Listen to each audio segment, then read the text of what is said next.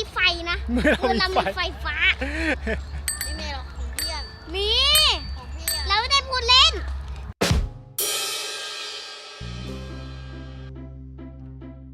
สวัสดีครั ส บ วัสดีครับ วันนี้พ่ออิโตะอยู่กับ แมกไม้ครับ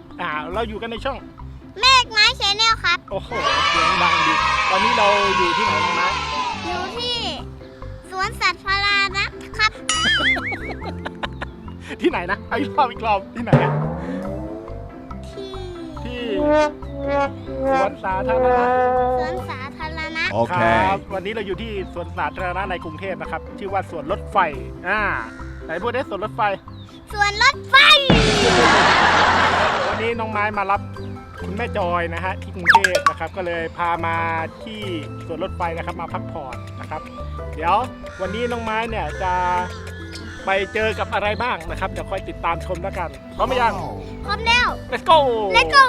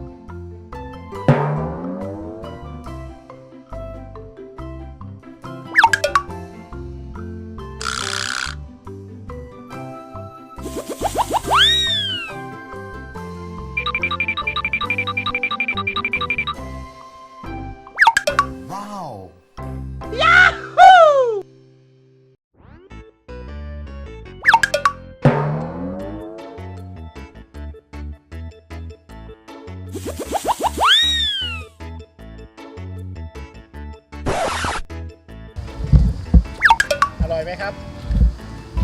Okay. อากาศร้อนเลยละลายเหมือนน่ะ เหนื่อยไหมเนี่ยเหนื่อยไหมเหนื่อยเลยต้องกินไอติมแก้เหนื่อยเลย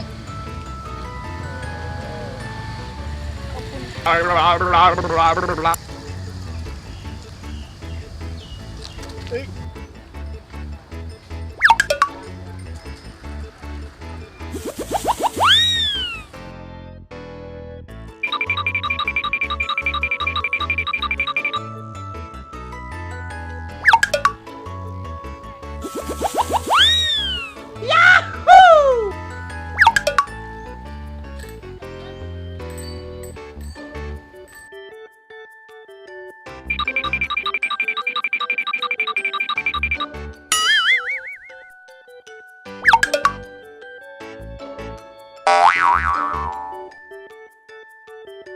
Okay.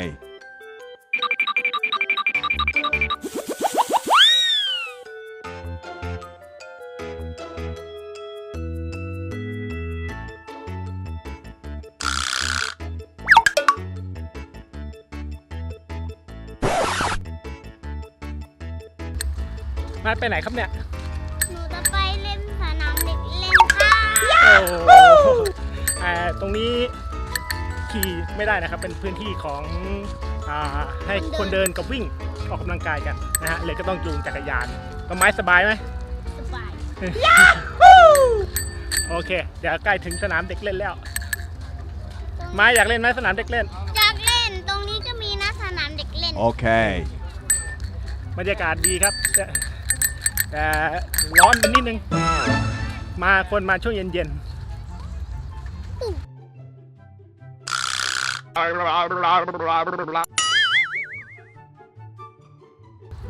ไกลถึงยังสนามเด็กเล่นไหม ถึงแล้วครับ โอ้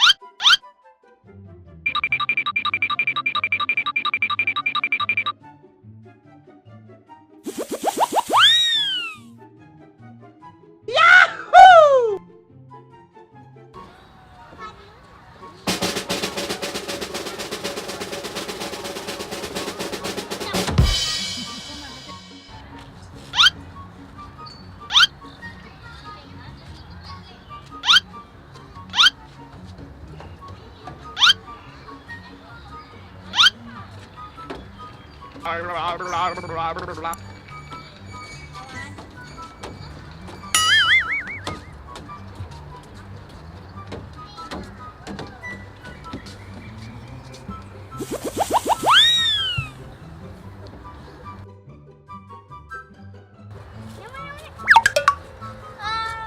ขึ้นไปแอบก่อน Okay. เดี๋ยวเราไปดูตำรวจให้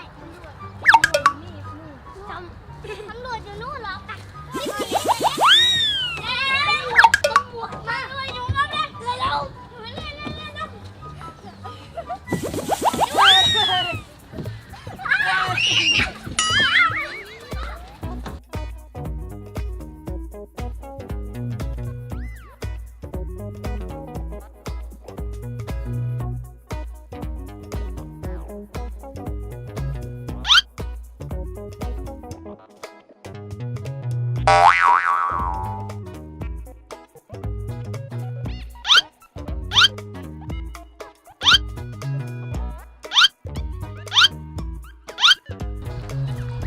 ไม้สนุกไหมลูก สนุกครับ เมื่อกี้ไปเล่นมีได้เพื่อนมาคนนึงด้วยนี่ เขามาคนเดียว มาคนเดียวเก่งมากเลย มีเพื่อนมาด้วย ชื่ออะไรครับ อดี ชื่อออดี้ชื่อออดี้ Okay. นายชื่ออะไร ออดี้ไง อดีตามละมา แล้วไม้จะไปไหนต่อเนี่ย หนูจะไปให้อาหารปลาครับ โอเค เดี๋ยวไปให้อาหารปลากันออดี้ไปด้วยไหม ไปด้วยครับ ออดี้ไปด้วยนะครับ โอเค ผมไม่พกตังค์มา ไม่เป็นไรลูกไม่เป็นไร นั่นไร โอเค เดี๋ยวไปให้อาหารปลากันครับ ไปเลย let's go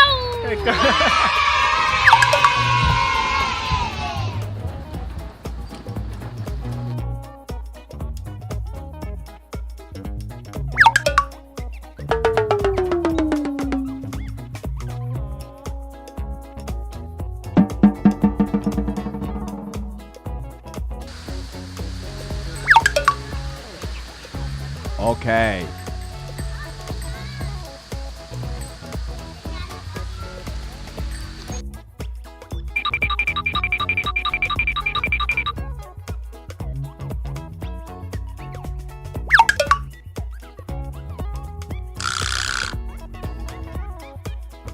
Oh no อะไรอ่ะ อ้วน ให้อาหารกัน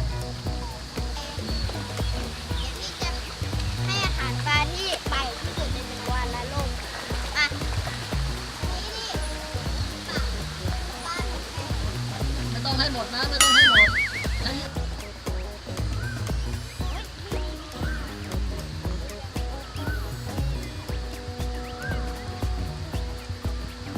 ทำไมให้อาหารปลาสนุก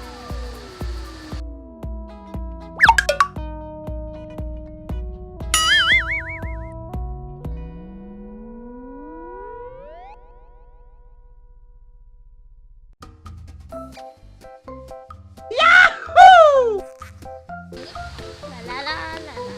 ไม่ให้อาหารปลาจะแกล้งลูก เสร็จแล้วค่ะหมดแล้วครับอาหารปลา ขยะทิ้ง Okay. ไป หมดขึ้นเลย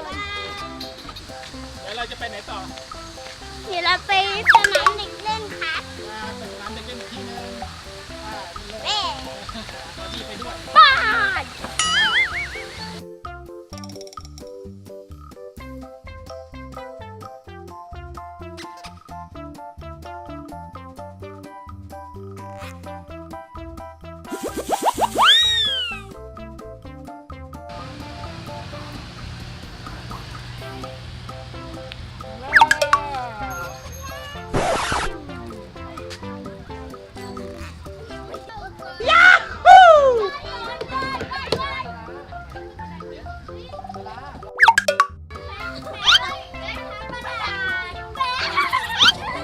พับประหลาด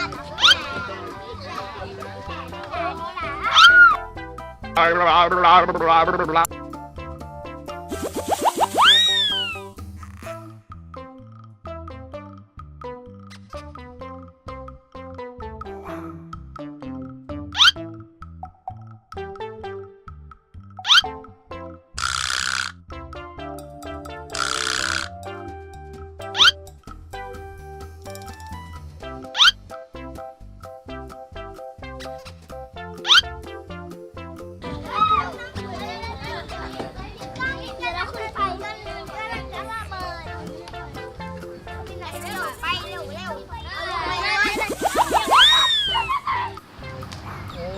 ครับตอนนี้เราก็จบทริปในสวนรถไฟแล้วน้องไม้สนุกไหม สนุกครับ โอ้โหสนุกอันนี้มีพี่ออดี้นะครับต้องขอบคุณพี่ออดี้ด้วยลูกนิดขอบคุณ โอเค พี่ออดี้นะครับโอเคครับงั้นน้องไม้เดี๋ยวจะขอตัวกลับบ้านเลยนะครับน้องไม้ฝากช่องหน่อยเร็ว กดไลค์ กดแชร์ กดซับสไคร